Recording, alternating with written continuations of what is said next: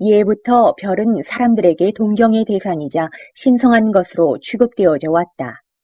밤하늘에 오롯이 빛나는 별은 사람의 손이 닿을 수 없는 빛이자 염원으로 변하지 않는 가치로 존재해왔다. 서울 관악구에 이 별이 떨어졌다고 전해지는 상스러운 장소가 있어 찾아보았다. 오늘날의 우리에게는 낙성대역으로 더욱 친숙한 낙성대이다. 낙성대에는 한국사 3대 대첩 중 하나인 귀주대첩의 영웅 강감찬의 흔적이 어렴풋이 남아있다. 약 1000년이라는 까마득한 세월을 건너서 우리 앞에 모습을 드러낸 구국의 영웅 강감찬. 그의 은은했지만 패기 넘쳤던 삶을 낙성대에서 엿볼 수 있었다. 예부터 뛰어난 무장 혹은 역사에 오래도록 남을 업적을 이룬 이들은 민간에서 신으로 추앙받기도 했다. 중국의 관우가 그러했고 우리나라의 최영 장군이 그러했듯이 말이다. 강감찬 역시 민간에서는 성신으로 추앙받아 믿기 힘든 여러 설화와 일화들을 남겼다. 그의 믿기 힘든 이야기들을 간략하게 살펴보았다. 영웅은 출생도 특이한 것인가? 강감찬이 태어날 때 문곡성이라 불리는 문과 재물을 관장한다는 별이 하늘에서 떨어졌다는 설화가 전해진다. 그 설화에 따라 강감찬이 태어난 생가도 별이 떨어진 곳이라는 뜻의 낙성대라는 이름이 붙었다.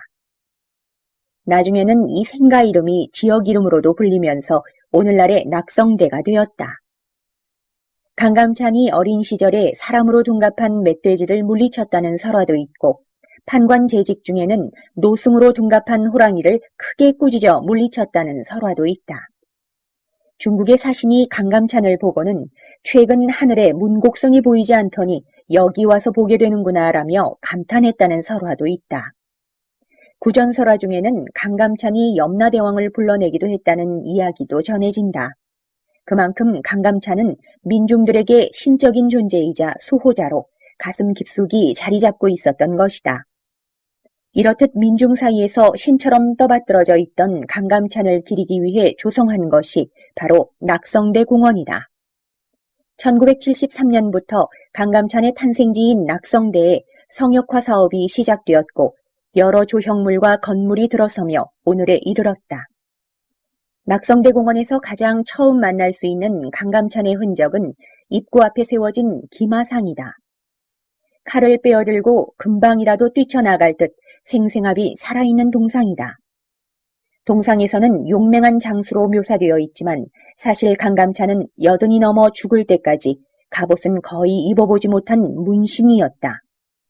그가 갑옷을 입은 것은 거란의 3차 침입을 막을 때의 3개월 남짓이었지만 귀주대첩의 인상이 강하게 남아있어 무장으로 묘사되고는 한다. 또 하나 특기할 만한 사실은 강감찬이 귀주대첩에 출전했을 때에는 70세에 이르는 노구였다는 것이다. 동상이나 초상화에서 묘사되듯 한창 때 나이에 용맹무쌍하게 싸우기에는 부담이 되는 나이였다. 마지막으로 생김새 역시 사료에서 전하는 바와 많이 다르다. 얼마 남지 않은 사료에서 강감찬은 풍채가 볼품없으며 키와 귀가 작다고 묘사되어 있다. 나라의 중대사를 의논할 때는 작은 몸에서도 권위가 뿜어져 나왔다고 하나 동상에서 묘사되어 있듯 패기 넘치는 인상은 아니었을 것이다.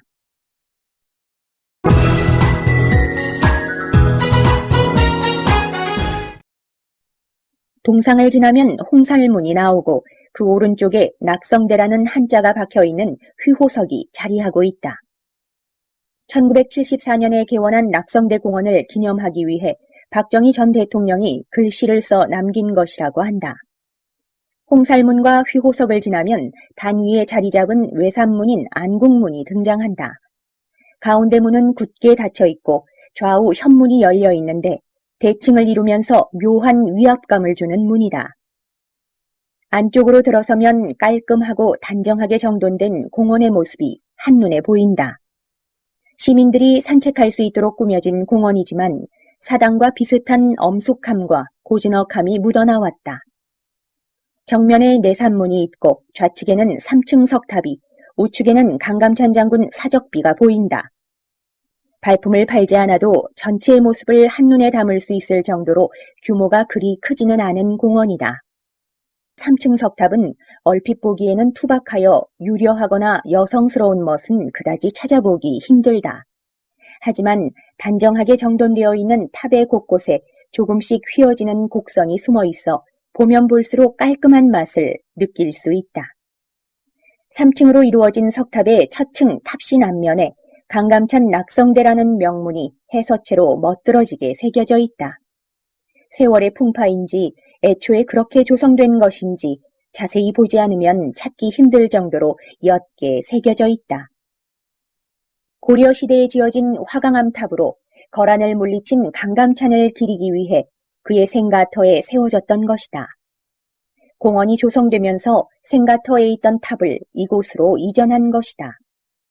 탑의 백미라고 할 수 있는 상륜부가 훼손되어 남아있지 않아서 다소 휑한 느낌을 주지만 천년이 넘는 세월의 흔적이 엿보이는 유적이기도 하다.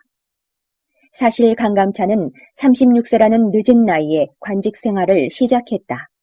게다가 당시 역임한 관직들은 조선시대 묵민관같이 지방 민중들의 생활을 살피고 고충을 해결해주는 일이었지 칼을 휘두르는 일이 아니었다. 세월이 지나 중앙무대로 진출하지만 이때까지만 해도 문신으로서의 색이 강하게 남아있었다. 아마 거란의 3차 침입이 없었으면 강감찬은 지금처럼 역사에 강렬한 인상을 남기지는 못했을 것이다. 당시 거란은 어떻게든 고려를 자신들의 휘하에 넣으려 안간힘을 쓰고 있었지만 그 시도는 매번 실패로 돌아가고는 했다. 1차 침입 때는 서희의 외교전에 밀려 강동 6주를 반환까지 했고 2차 침입 때는 초반에 승기를 잡았으나 돌아가는 길에 역습을 당해 크게 패배하고 말았다. 이를 갈던 거란은 결국 1018년 소배압이 이끄는 10만 정예군으로 고려를 침입한다. 강감찬은 이때 서북면 행영 도통사로 있었는데 상원수가 되어 20만 군을 이끌고 소배압에 맞선다. 강감찬은 흥화진을 비롯한 곳곳에서 기습작전을 펼친다. 거란군은 손실을 감수하면서도 개경으로의 진격을 멈추지 않다가 계속된 기습에 지쳐 회군을 결정하게 된다. 그리고 회군하는 거란군과 강감찬이 마주하게 되니 그곳이 바로 귀주였다. 귀주에서 거란은 강감찬과 고려군에게 참패를 당하고 만다. 10만 정예군 가운데 살아남은 것은 수천 명에 불과했고 패장이 된 소배압은 거란 왕으로부터 네 낙가죽을 벗겨 죽여버리겠다는 치욕가진 말까지 들어야 했다. 귀주 대첩이 중요한 이유는 이후 거란의 고려 침탈에 대한 야욕을 완전히 꺾어버렸다는 데에 있다. 거란은 송과의 관계에서 우위를 점하기 위해 지속적으로 고려에 압박을 넣어왔던 대국이다. 하지만 귀주 대첩 이후 고려를 대등한 국가로 인식하게 되고 침략을 자제하게 되었다. 귀주 대첩 이후에는 강감찬의 건의로 개성 외곽에 성곽을 쌓았고 강감찬은 고려 으뜸 벼슬인 문화시중에까지 오른다. 강감찬의 이런 업적을 찬양하고 기리기 위해 세워진 것이 바로 3층 석탑인 것이다. 비록 오늘날 남아있는 외관은 작고 볼품없을지 모르지만 그 안에 숨은 역사적 뜻은 광활하고 거대한 것이었다.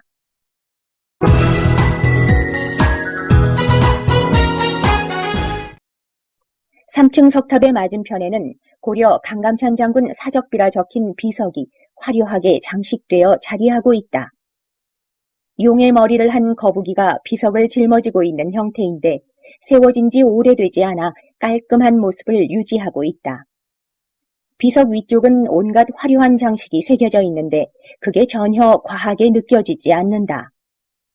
비석 뒷면에 강감찬의 일대기가 쓰여져 있는데 특이하게도 거의 다 한글로 작성되어 있어 누구나 쉽게 읽을 수 있도록 되어 있다. 내산문을 지나면 강감찬 장군을 모시고 있는 안국사가 등장한다. 안국사는 정면 5칸, 측면 2칸의 팔작 지붕 건물로 강감찬 장군의 영정을 모시고 있다. 1974년 낙성대공원 조성 당시 세워진 건물이라 고려시대 목조 건축물인 무량수전을 본떠서 만들어졌다. 높은 계단 위에 자리하고 있어서 방문객은 자연스레 올려다보는 형태가 된다. 주변으로 녹음이 우거져 있어서 운치가 있고 청량한 바람이 시원스레 불어오고는 한다. 서울대학교 후문으로 통하는 길의 바로 동쪽이고 둘레길의 코스로 지정되어 있어 찾는 사람이 많다고 한다. 지붕이 높이 올려져 있어 웅장한 느낌이 가득하고 보는 이를 압도하는 힘이 담겨있는 건축물이다. 안국사 앞들에는 낙성대공원 개원 당시 박정희 전 대통령이 직접 심었다고 전해지는 은행나무가 곧게 뻗어 있다. 내부에는 영정이 남아있는데 역시 갑옷을 입고 검을 찬 전형적인 무인의 모습으로 그려져 있다. 평생을 문신으로 살았던 강감찬이 이 영정과 동상을 보면 무슨 반응을 보일까? 아마 너털 웃음을 터뜨리고 넘어가지 않을까? 어떤 모습이든 1000년에 가까운 시간 동안 후손들에게 기억된 셈이니 말이다. 공원은 전체적으로 고즈넉하고 편안한 느낌이다. 곳곳에 나무와 잔디가 심어져 있어 공원 특유의 상쾌한 공기도 느낄 수 있고 안국사의 엄숙한 사당 분위기도 함께 느낄 수 있다. 낙성대 공원이라는 이름으로 강감찬 장군을 기리기 위한 공간이 마련되어 있지만 사실 실제로 별이 떨어졌다는 낙성대는 이곳이 아니라 관악구 봉천동에 있다. 실제 낙성대는 강감찬의 생가로 낙성대 3층 석탑이 있던 자리이기도 하다. 서울특별시 기념물 제3호로 지정되어 있기도 한데 현재는 아파트에 둘러싸인 곳 한 귀퉁이에 자리를 잡고 있다. 3층 석탑이 있던 자리에 따로 높이 2m의 탑에 비문을 적어넣어 사적지임을 표시했다. 비문 아래에는 낙성대 공원에 있는 것과 같은 형식의 용머리를 한 거북이 자리하고 있다. 강감찬은 우리에게 무척이나 익숙하지만 동시에 낯선 인물이기도 하다. 사람들은 강감찬 하면 자연적으로 귀주대첩을 떠올리지만 그 외에 그의 생애나 행적에 대해서는 크게 관심을 가지지 않는다. 남아있는 사료나 유적이 적기 때문에 그에 대한 연구가 많이 이루어지지 않은 탓도 있지만 그보다는 우리들의 관심 문제가 아닐까 생각한다. 강감찬이 문신이라는 것도 낙성대가 그와 관련된 지명이라는 것도 대다수의 사람들은 모르고 있는 것이 현실이다. 낙성대에 남은 그의 흔적들을 살펴보면서 강감찬이라는 인물에 대해 그리고 그처럼 잊혀지고 왜곡되고 있는 역사적 인물들에 대해 관심을 가져야겠다는 생각이 들었다. 1000년이 넘는 시간을 넘어 우리 앞에 선 강감찬. 그가 어떤 사람이었고 어떤 생을 살았던 간에 강감찬 장군이 고려를 구한 구국의 영웅이라는 것은 엄연한 사실이고 민중들의 가슴 속에 신화적 인물로 깊이 박혀 있다는 것 역시 사료로 남아있는 사실이다. 70세라는 노구를 이끌고 전쟁으로 향했던 강감찬의 마음, 그 마음이 낙성대에 깃들어 전해져 오고 있는 것은 아닐까.